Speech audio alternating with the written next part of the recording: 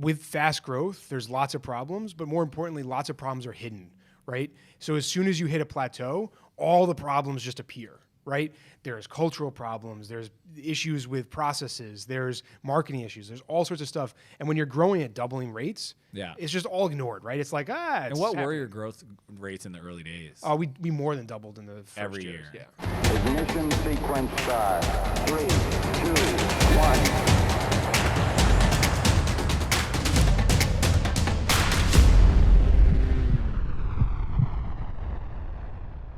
What's up, David? How's it going, man? Good. How are you? Cool. I'm doing amazing. I'm here with David, serial entrepreneur, investor, good dude. We've known each other for over a decade. Yeah. I actually have the video. I think I shot it on a flip cam. Is this possible? I Do you think remember? it was like a little desktop one, I think, like on a tripod thing or something. Yeah. No, I definitely had a holster. This is, I want to say 2007, 2008. You were kind enough, I think maybe a cold email. I don't know. Do you remember who introduced us, or was it cold? I think it was a cold email. I remember we sat in the front conference room at Grasshopper. Yeah. And we talked, yeah. So cold email. Co-founder of Grasshopper, Chargeify, several other SaaS companies, ideas. I just asked you about incorporated businesses. You mentioned 6 or 7. I think it's 6 in total that we like put real time into, right? How many domains though? So that's the question. When you ask it, it's like, okay, how many business have you started? It's like, how many domains have you bought for ideas? Oh, way too many. Far too much money, and I mean, like hundreds of domains. Hundreds of domains. Hundreds. Including ones that like we bought like premium domains, like stuff that like, is more than $10,000 domains. Like single word, double word, really good stuff. Yeah. I asked him the other day, David's now kicking off a new company called superfat.com, I'm assuming. Yep. And so again, I was like, dude, how many domains do you have? But today we're going to talk about scaling SaaS companies, and you just got off stage speaking at LTV Conf here in New York City. As you let's go back the origin story. People can Google online, listen to a bunch of other interviews. I want to talk about like the marketing, the distribution channels, the growth. I mean, there was a lot of people don't know this. I was a customer, got Vmail back in the day, and then there was the big rebrand with the chocolate. The chocolate covered grasshoppers. Chocolate covered grasshoppers to the grasshopper.com rebrand. But I mean, even before that, you guys did a lot of stuff marketing wise. What were those? When I look at growth charts, they typically have step functions of growth, right? Mm-hmm. They're not direct, linear. What were some of those for you guys? Got Vmail early days. Yeah. So I mean, we were always just 100% marketing focused, right? Like the first software was really garbage. I mean, like. Legitimately not good software, right? It's just bad product. Yeah. And all we did was market, right? And just brought customers in. Really? Yeah. That's and all we how did. do you, when you have a product that you're embarrassed of, how do you continue to resolve? I mean, because that's the thing, right? Is like, that it's not great, but it will. Is it just like the vision was going to be there? I think, first of all, most customers don't care. Right? Like the way that you look at the software is far more critical than customers. Like it did the function it was supposed to. It didn't do it perfectly. It didn't look great. The design was horrible, right? So we had a great branded, like beautiful website on the front end, and then the back end was like just horrible, right? But so for us, that was like, oh my God, can't believe this. Customers did not care, and we knew that because they continued to pay, right? So like that's all that mattered. And what year is this, to give context? So this is now 14 years ago, so 2004. 2004. Roughly. And what were some of the marketing channels that you guys deployed? So I mean, the early days, this was Omniture before AdWords. AdWords. Yeah. A lot of people watching don't know this stuff. I know. I feel so old when I say that. a young entrepreneur. And I mean, clicks were like cents, right? So there was a benefit in starting then. Like we drove traffic for a relatively low price. And there was no competition. People didn't understand what to do with this. They had no idea, right? That's why today I tell people always look for like these new channels that get ignored or they're brand new. What would be an example of something that people might look into today? So, I mean, like I think Reddit's really interesting, right? Like depending on how you're targeting, there's interesting traffic you can generate from Reddit. I think, for us, we looked at radio. This was a number of years ago. Today, I think that started to... You guys were 6th advertiser on Howard Stern. Super early. Now ZipRecruiter's just lighting that channel up. Yeah. But I mean, they're paying different CPMs Yeah. than you guys. And so radio is definitely not conventional for a tech startup. Now it's becoming more at scale. Now. Yeah. But But 5 years ago, the only company who did it was Constant Contact. right? There was no one else who had done national terrestrial radio. Were from they a SaaS an company. inspiration for you guys, being that they were in Boston as well? It wasn't even Boston. We just looked at them as like they have the same target customer, right? These super micro businesses. And maybe they're onto something. If they're willing to spend this much money on radio, we have to look at it, right? Why is no one else doing it? Well, either they're stupid or they found something really interesting. And they found something really interesting. Yeah, I remember sitting down with Gail in San Francisco. She was visiting. Her corp dev guy reached out. I almost ignored him. She's like, "Oh, our CEO's in town. Would you like to meet with her?" I was like, "Yes, please." I mean, most people don't know this, but I mean, I believe they were the first publicly traded SaaS company. I think so. I Yeah. mean, they were. I'm trying to think if anyone was before them, but no, like they pioneered. They built this road for a lot of people. Yeah, them. I would say her and Salesforce, obviously. Salesforce more on the enterprise side, right? Like 100%. Constant Contact to me was really the only one who had stepped down market from the enterprise and said, how do we really do this for small businesses, right? I know Salesforce had that marketing message, but it's still like that wasn't the buyer, right? That wasn't the person who really paid them. Yeah. So it's funny because she, I'm asking her, obviously I'm asking similar questions like, how did you start? What did you do? How do you manage your leadership team? And she explains to me the difference between, an SMB and a VSB. Right. And she was the first person to ever use that term VSB. So when you say micro businesses, I get what you're saying, because she's like, no, this is the independent hair salon that rents a booth at somebody else's spot. Our average customer had like 2.5 employees, right? Super Including small. themselves, right? So they were part of the 2.5. Yeah. Yeah. So when people talk about churn, I mean, we're talking just business failure rate as a churn driver that you can't do anything against. It was about 50% of churn was from business failure. That's when you go after the VSBs or the micro businesses. That's what you gotta deal with. But obviously the product evolved, and you guys got acquired for reported 165 million. Some guy recently asked you what's it like being worth hundreds of millions of dollars. You laughed. I get it.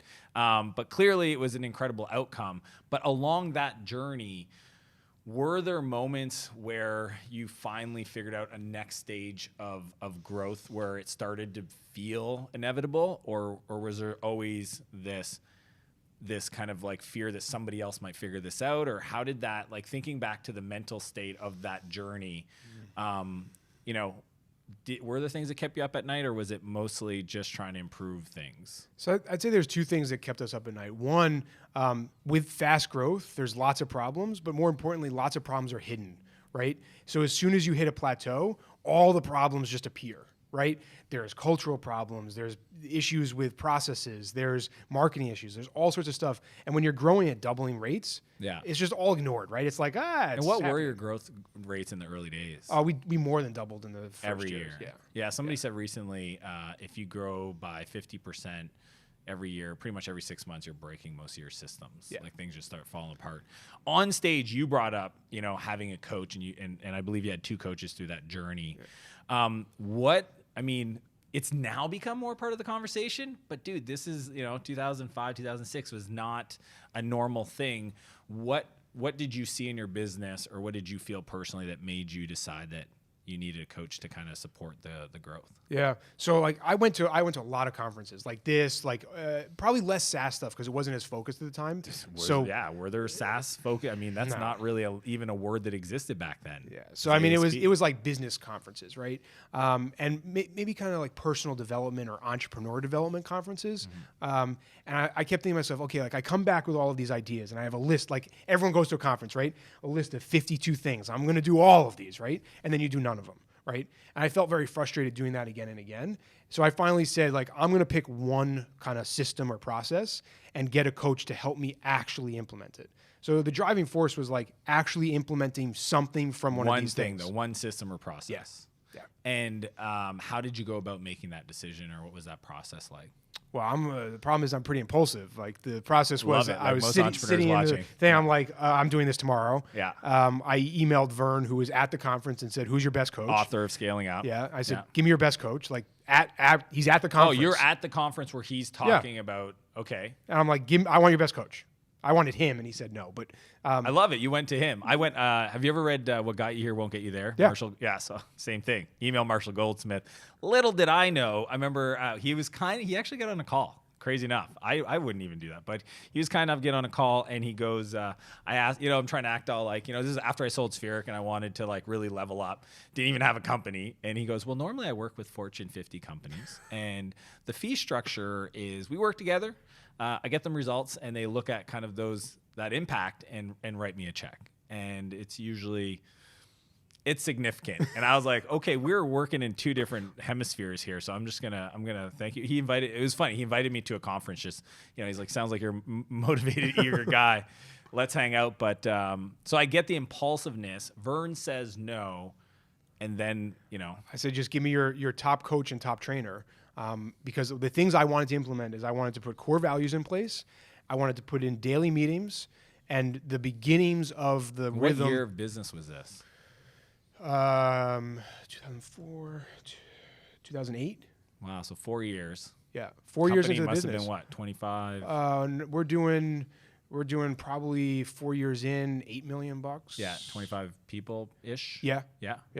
That's usually when it starts to hurt. And there was big problems. Yeah.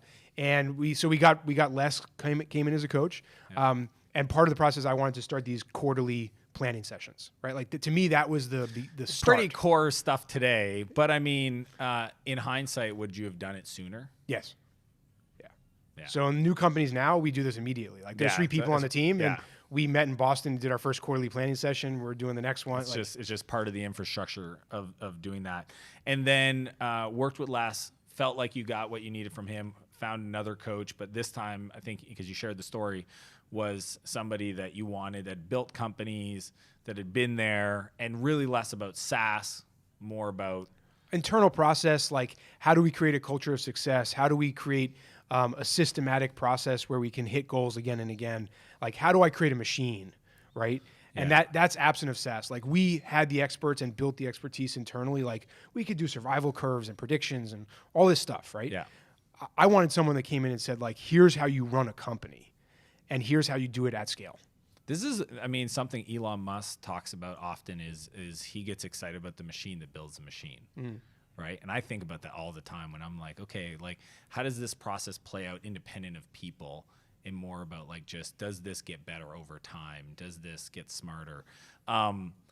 What's fun for you is you've now been able to iterate across a few other companies, Chargeify and many other companies. What do you think are those critical, tools or strategies that should, and it's always like accounting software, like, what should I use? Well, if you're at 100 million, SAP. If you're at 0, a spreadsheet. Yeah. What do you think is, because most of the people watching are kind of the 2 million ARR.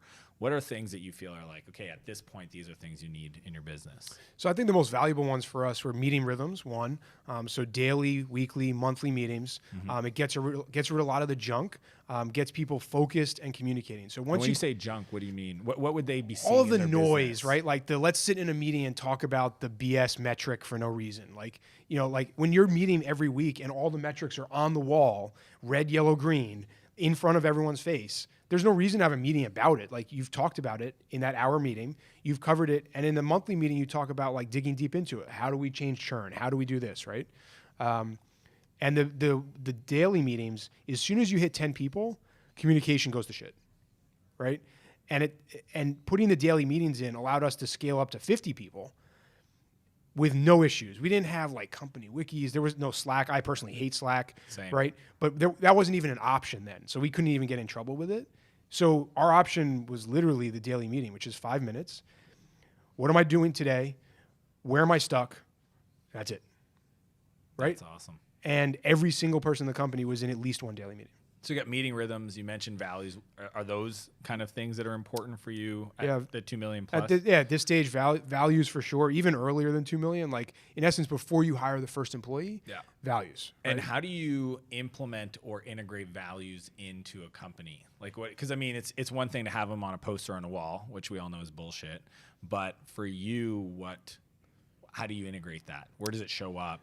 Yeah, everywhere. I mean, so the first is recruiting and hiring, right? So every possible employee coming in knows the values, has to demonstrate in their life how they represent these values, right?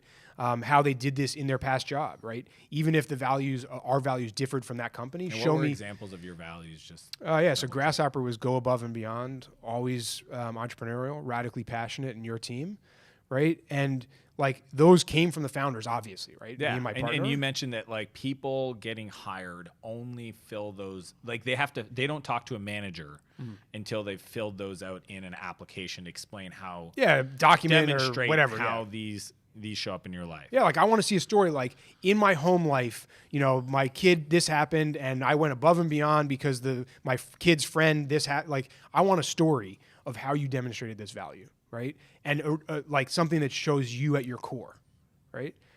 Asking questions like that, you can't fake, right?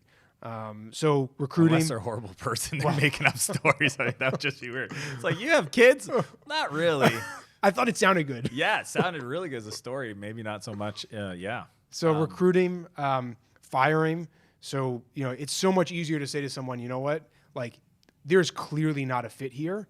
And it's just like a parent. You don't even have to say it. It's like uncomfortable because the values are there. They're in everything you do.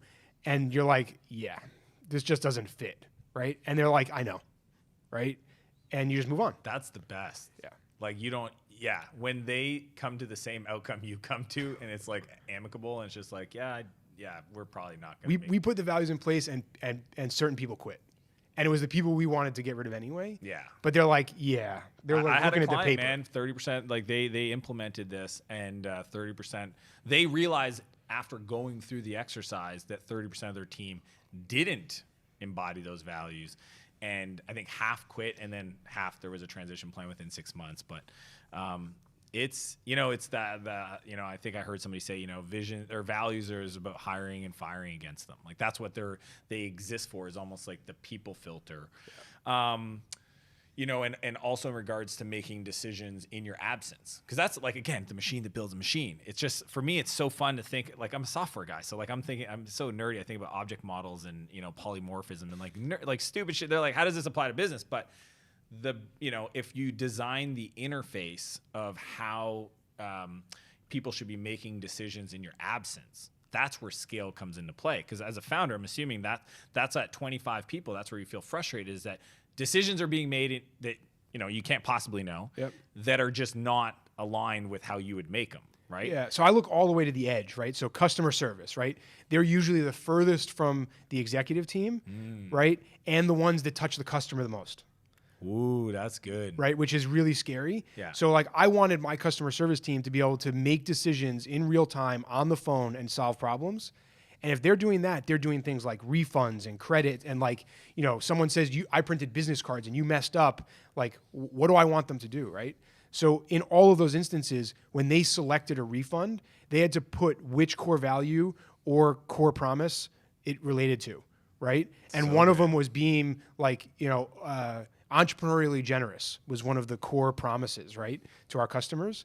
So like in cases, we refunded more than they've ever paid us, right? And I'm okay with that when the rep puts in why they did it, and they put in a thing like, you know, we just really messed up. The customer's struggling. They just started. We had to refund their whole printing cost for their business cards. And your whole thing was it's just being thoughtful. Like it's cool that you prompt it, because it's, you know, at least they stopped, they thought about it, they gave you an answer. How many employees did you have when Citrix acquired you guys? We had about 42, but that didn't count our customer service great team, revenue per, which was outside of our core office. Okay. So when you factor that in, we had probably about 60 people or so. That's still a small team for the kind of revenues you guys are at. Who did you, this, you know, one of my favorite questions, who did you have to become to run that company? That's a good question, right? Yeah. Because I think that's entrepreneurship, is who do I need to become? Yeah, I changed over those years so many times. Some of it was a real struggle, right? Like at one point I had probably about 15 plus people reporting to me. I am not a good manager. Like I am not a good people manager. My disc profile is high D, low I, right? And under pressure, it's like negative I, right? So I'm going to run you over and be a dick about it, right? So that's not a good people manager. And I had 15 people reporting to me. So that was challenging, right? Over time, I had to learn how to give up control to an executive team that is far smarter than I am, right? Which is what you want. But emotionally, that's a struggle, and that's hard to do. And that's how I drove down my hours worked to like 10 hours a week, because the executive team was an amazing executive team running the company, right? And at the sale, I left. Citrix is like, we're going to pay you extra because we don't want to give you a title and a high salary to sit here and do nothing. Like, the company's going to run, right? So I think there's a lot of variation over time. And if you go all the way back to the beginning, I did customer service. I'm clearly not good at it, right? For the reasons previously mentioned. But like, I did that, and I'm glad I did. I learned inside and out what customers care about, what are the challenges, why they don't like the software, why they do like, why they love this piece of it. I learned all of that. And on this, that's, on the skill side and just knowing thyself. What about like on the emotional fortitude or being able to deal with the swings as comes with things, right? Yeah, like the entrepreneurial roller coaster, right? Totally. I mean, you guys, created the video on it. Yeah. It's I think it's challenging. The good thing for me is like I've never experienced like the depression piece of it, right? Okay. I don't know why, like I can't explain that, right? I understand how challenging that is, and it's a real thing. So I don't appreciate when people discount it. Yeah. But for me, that has not been an issue, right? But I understand those low points to the point where you're like, should I be doing this business, right? And I think when you start to question that, those are the times when you have to have a core purpose that you really believe in, and you say, you know what, like. Right now, we had a big outage, right? Every customer's upset. There's people calling and screaming, I hate you. You ruined my business. Yeah. Like, I want all my money back I've ever paid you. Like, this is really bad. Yeah, phone numbers is core to a business. Yeah. Right? It's like internet connectivity. And people are, like, not happy, right? And at that point, you're like, oh, my God. Like, this is not good, right? I could go out of business. Not good, right? But you step back and you say, like, our core purpose, empowering entrepreneurs to succeed. I'm like, look, we need to get this back online because this is what we do, right? This is the people we help are these people that are complaining. The reason they're complaining is because it's their business. It's their life, right? And the reason they care that much is why we should care that much. And so there's two things I'd love to double click on. The first is, the core purpose, because I do feel like for a lot of entrepreneurs, they start this journey and it's about solving a problem, but then eventually like the problem's kind of been solved, and that's where a lot of people decide to start something new or bounce. But when you stick with something, and you were there right till the end, right? What did that shift to?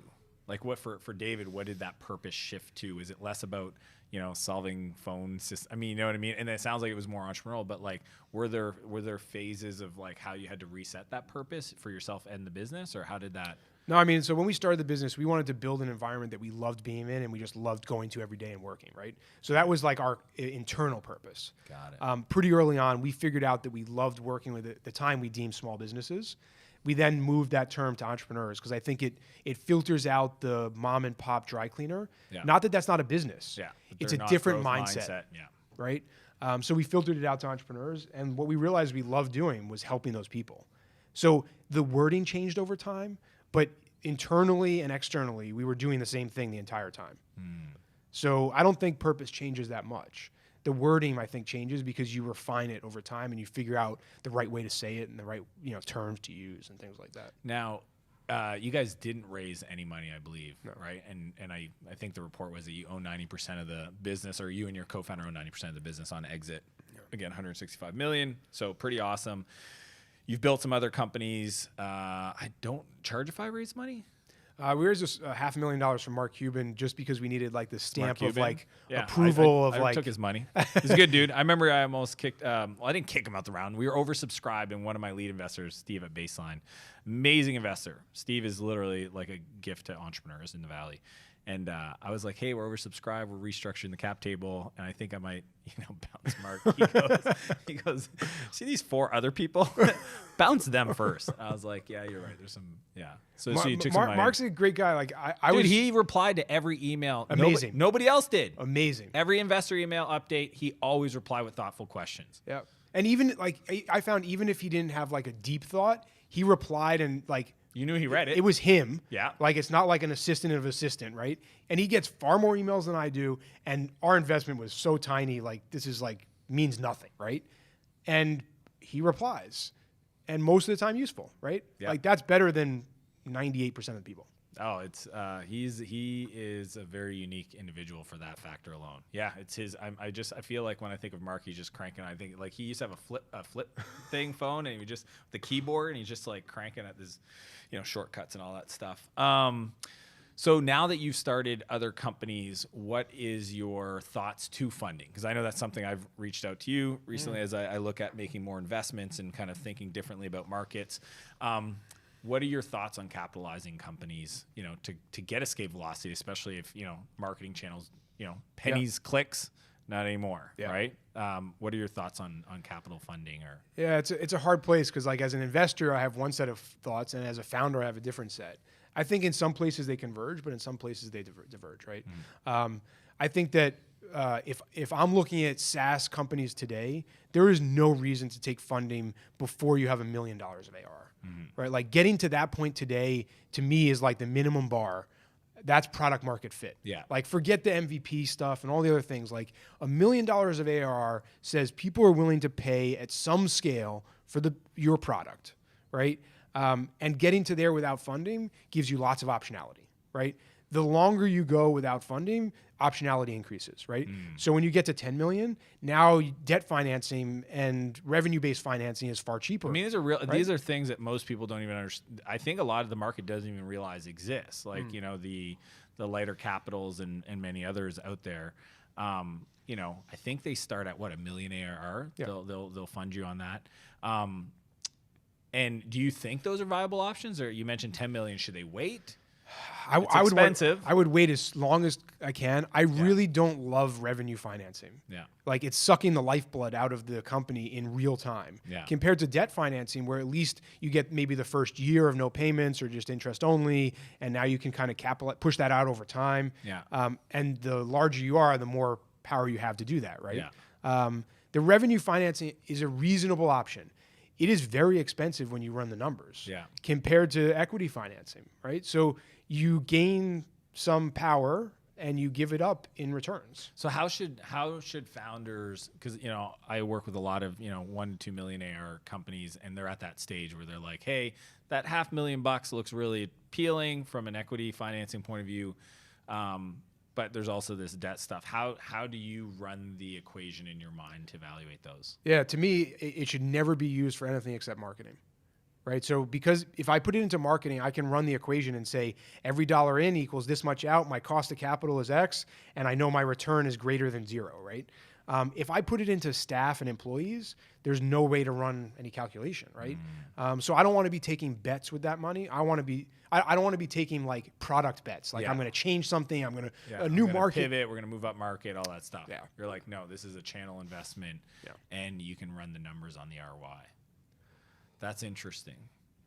How do you know when you're ready to sell? I don't think you're ever ready to sell, honestly. And the best time to sell is when you don't want to, right? Everyone says that, but I mean, it's true, right? It is true. And for us, it was much more about like the numbers were astronomically bigger than what we thought the current value of the business today was. Okay. So it was a de-risking question, right? Taking 100% of our net worth in a highly illiquid asset and converting it into a highly liquid asset, right? That's just a life de-risking question, right? And there's some balance in there where you're like, look, I believe the value's here, and if someone's paying me near the value, I probably don't do it. If they're paying me way over the value, now I've just de-risked my life, right? And so that became more attractive to us. And then when you factor in the cultural fit, which I think is critically important in a sale, they wanted to keep the brand, they wanted to keep the team, the core values, the things that we built and cared about, they wanted to keep it part of Grasshopper, right? So when you factor those two things in together, we kind of had to sell at that point. And you had to sell because you felt like, A, the risk profile made sense, and then also they were going to do right by your team.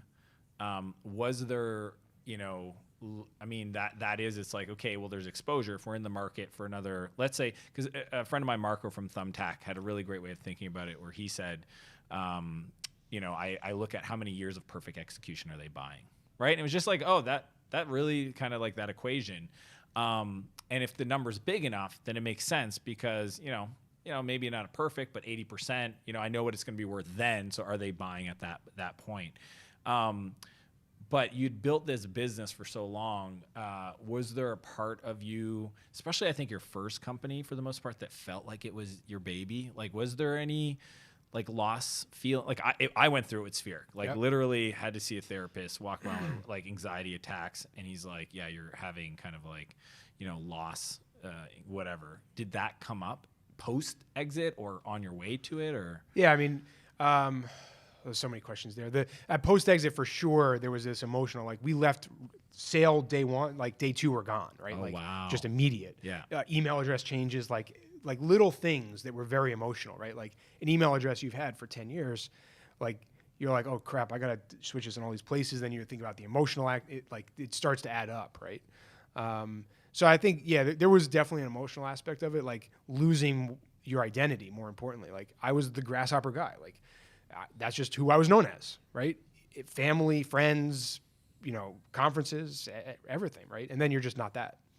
So I think that's hard. So the way I look at, I think differs from like I look at from an acquisition standpoint, I have near perfect information, right? Because I have all the internals, I have all the past history. The acquirer has bits and pieces, right? Would I pay what they're paying, right? And if the answer is no, they're overpaying, right? And if the answer is like way overpaying, that's a good way to look at it. Then I know that this is like a really great deal. I know what I would pay today. You wouldn't pay, and if it's more than that, it's a great deal. Yeah, that's a really good way to look at it because you're right. You have near perfect information. They're looking at data points. Yeah. But back on that exit, because I believe, like people start SaaS business. Yes, it's sexy, but the truth is it's an incredible model. Like it's an incredible, predictable revenue model, and that's why the valuations are some of the highest across different asset classes. So, one of the things I teach is how to design some level of perfect exit. Did you guys understand what the value drivers were as you built for a potential acquirer, or was it happen? Like, did it just happen?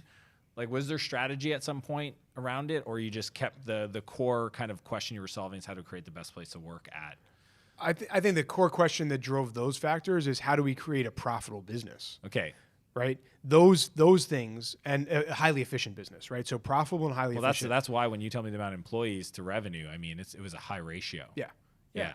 Right? So I think all of the things we did to drive to those two goals is what the acquirer likes. It just happens to be. We never thought about it in that perspective, like an acquirer's perspective. Okay, you just that's essentially it wasn't for the acquisition. It was just like we want to build a great business. These are the value drivers that we want to improve on. Turns out that they're the same that an acquirer wants to. Now, during the acquisition process, of course, now you start to think about like, okay, like what does cross-sell and upsell look like? Yeah, how do I massage this number? What are the numbers that are going to help us with the valuation? And we've got some time to kick them up a few notches.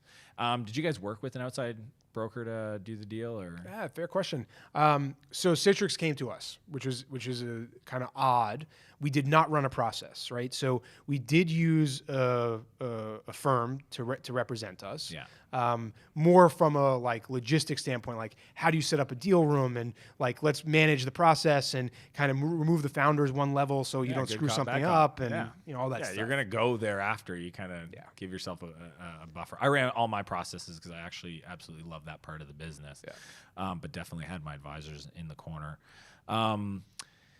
Now that you see a lot of SaaS companies, what do you see changing from their, just the landscape of SaaS in regards to? I mean, it's still a new market. Like, it's not like e-commerce or like. I mean, I look at my brother's home building. It's it's as old as people are. People lived in houses.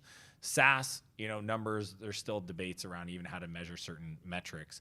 What do you see as kind of like things that are evolving that you think are smart, that people are doing sooner, either bootstrapped or funded? that are not so obvious, but that are coming kind of into the future. Yeah. I think the most interesting things are the more enterprise things and bringing enterprise back down into SaaS, right? Where the fear I have with SaaS right now is this overload of things for small businesses, things for tech companies, and things for remote companies, right? Like, and the reason that happens is like the people building them run those type of companies, so they're solving their own problems. Like, I get the issue, right? But like that is just overloaded, right? Like the next time I see a project management software pitch, I'm like, really? Like, none of them work, so it doesn't really matter. And there's literally a billion, right? It's just not interesting, right? But look at like super old industries, like dental, like, like that. Who has ever thought about a SaaS product? Like, there's none, right? There are so many industries like that spend a lot of money. Yeah. And creating software is far easier because they have no context. Like, they're using AOL or Hotmail, right? Like, they don't care what it looks like or how it works. Yeah. That's so what I think you're is most saying interesting. like, and I've always said these like non-sexy would never be written about on TechCrunch industries. And I personally like the ones that you can charge enough per month to get to some meaningful level of revenue quickly. It's tough to make them work on $9 a month. Some of these SaaS companies. That is super cool. What and especially if you want to run a sales channel, like people like calling sales, you got to be in the $300, $400, $500, $600, $700 a month range, right?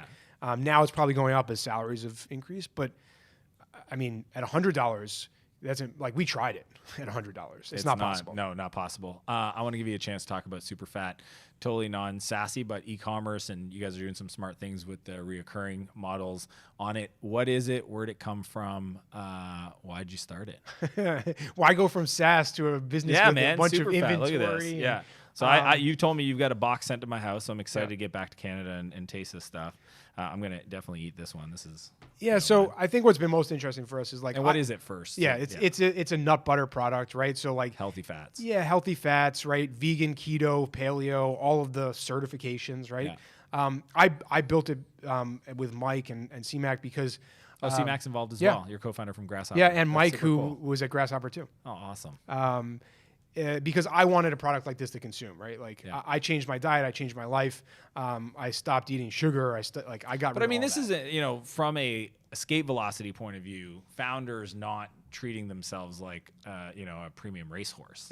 Yeah. Like you just wouldn't if you are literally the driver of the business.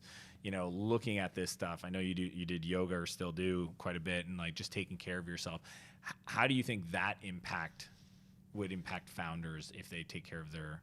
I mean, I found my productivity has increased. Just changing my sleep has had massive impacts on attitude, empathy, like interacting with other human beings, right? Which you do all day. Dude, as a founder. I just got this thing, the Oura Ring. The Oura Ring? Oura Ring, yeah. Oura. And at first I resisted it. I had it for 3 months because I didn't want it to tell me I was sleeping bad. Because I was like, every morning I wake up and I'm like, I just had the best sleep ever. Regardless if I tossed and turned.